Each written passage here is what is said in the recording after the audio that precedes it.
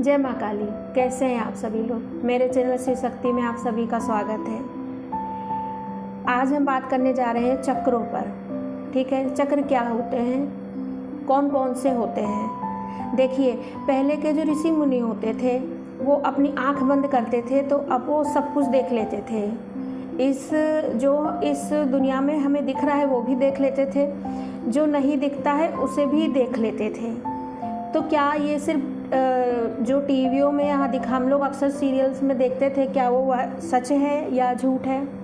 देखिए, ये बिल्कुल सच है। और ये सच कैसे होता है? इसका संबंध हमारे चक्रों से, हमारी कुंडलिनी की शक्ति से होता है, जो कि आपस में जुड़ी हुई होती है। चक्र का जो महत्व है वो कुंडलिनी से जुड़ा हुआ है। तो हम सबसे पहले आज चक्रों की बात करेंगे कि चक्र क्या होते हैं।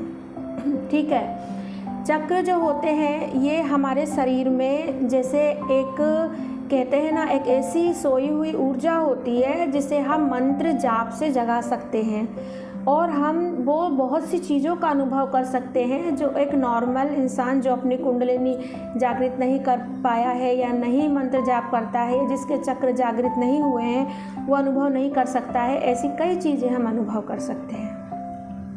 तो सबसे पहले हम जानेंगे कितने चक्र होते हैं। देखिए, चक्र हमारे शरीर में 7 होते हैं। मैं आपको ये भी बताऊंगी कि कहाँ कहाँ होते हैं। ठीक है, 7 चक्र होते हैं। सबसे पहला जो चक्र आपका होता है वो मूलाधार चक्र होता है। ठीक है, सबसे पहला जो आपका चक्र होता है वो मूलाधार चक्र होता है। दूसरा चक्र आपका स्वादिष्ठान चक्र होता है। तीसरा चक्र आपका मणिपुर चक्र होता है। चौथा आपका अनाहत चक्र होता है।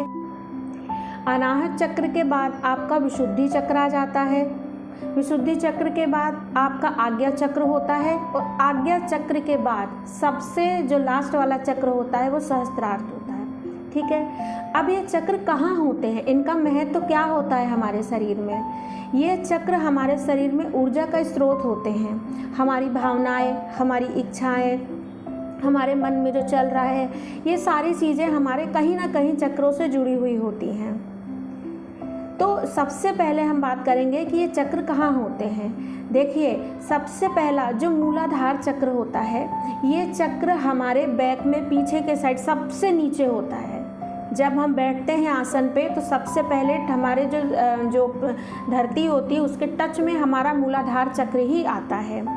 ठीक है, मूलाधार चक्र के ऊपर हमारा जो होता है वो आपका मूलाधार चक्र के ऊपर आपका स्वादिष्ठान चक्र होता है। स्वादिष्ठान चक्र जो होता है वो आपके रिप्रोडक्टिव ऑर्गन्स जो होते हैं, जो जननांग होते हैं, उनके बीच में थोड़ा सा वहाँ पे होता है। उसके ऊपर फिर आपका मणिपुर चक्र होता है। मणिपुर चक्र जो होता है ये आपके नाभि के थोड़ा सा नीचे होता है। ठीक है ना। मणिपुर चक्र के ऊपर आपका अनाहत चक्र होता है, जिसे हृदय चक्र भी कहते हैं। हृदय चक्र हमारे जो हृदय होता है, हमारे जो हार्ट होता है, वहाँ पे पसलियों के बीच में होता है। ठीक है, उसके ऊपर फिर हमारा विशुद्धि चक्र होता है जो कि हमारे कंठ में होता है। विशुद्धि चक्र, विशुद्धि चक्र के ऊपर हमारा आज्ञा चक्र होता है जो कि हमारी दोनों भौहों के बीच में होता है। और अंत में आपका सहस्त्रार्थ होता है जो कि बिल्कुल यहाँ पे होता है। ठीक है, ये चक्र बिल्कुल वैसे ही हमारे जीवन में महत्व करते हैं जैसे एक मकान के लिए उसकी नींव होती है। पूरा मकान जो होता है वो जैसे एक बनता है नीचे से ऊपर तक, वैसे ही हमारे शरीर का मेन चक्रों का महत्व है। जैसे मूलाधार चक्र का महत्व हमारे शरीर में जो मूलाधार सबसे नीचे होता है, अगर नींव अच्छी होती है तो कहते हैं कि मकान भी मजबूत बनता है। अगर आपका मूलाधार चक्र सही है तो आपको खाने पीने की हर चीज़ों पे कंट्रोल रहेगा। ठीक है, आपको बार बार जो है वो ब्रह्मचर्य खंडित करने का मन नहीं करेगा, आपका जप तप में मन करेगा। ठीक है ना। अगर आपका जैसे कहते हैं कि किसी किसी की बातें बहुत अच्छी लगती हैं, सुन के वो बात उनकी मान जाने का मन करता है, तो वो क्यों होता है? क्योंकि उनका विशुद्धि चक्र जागृत होता है। विशुद्धि चक्र जागृत होता है जो कंठ में होता है। तो वो कैसे जागृत होता है? जैसे कि जो लोग झूठ नहीं बोलते हैं, सच बोलते हैं, ठीक है ना, तो उनका विशुद्धि चक्र थोड़ा अपने आप ही विशुद्धि चक्र थोड़ा सा जागृत होता है। जैसे हृदय चक्र, अगर हृदय चक्र आपका जागृत है तो आपका जो आपके इमोशंस हैं, जो आपकी भावनाएं हैं, वो आपके कंट्रोल में रहेंगी। आप कई लोग होते कहते हैं कि हमको बार बार रोना जाता है, हमको जल्दी से रो देते हैं किसी की भी बात पे। तो क्यों रो देते हैं? क्योंकि आपका हृदय चक्र जो है वो कमज़ोर है, ठीक है ना। अगर आपका जो आज्ञा चक्र है वो सही रहेगा, आपका सहस्त्रार सही रहेगा, तो आप मानसिक तौर पे भी बहुत शांत रहेंगे, ठीक है ना। जो बड़े बड़े योगी संत होते हैं उनका क्या होता है, उनके चक्र बैलेंस में रहते हैं। और इन चक्रों को बैलेंस कैसे किया जाता है? इन चक्रों को बैलेंस करने के लिए हमें मंत्र जाप करना पड़ता है, हमें अपनी जीवन शैली में परिवर्तन करना पड़ता है। मंत्र जाप हम जब करते हैं, मंत्र हम बीज मंत्र करते हैं, तो उससे हमारे चक्र जो होते हैं वो एक्टिव होते हैं, हमारी कुंडलिनी शक्ति जागृत होती है।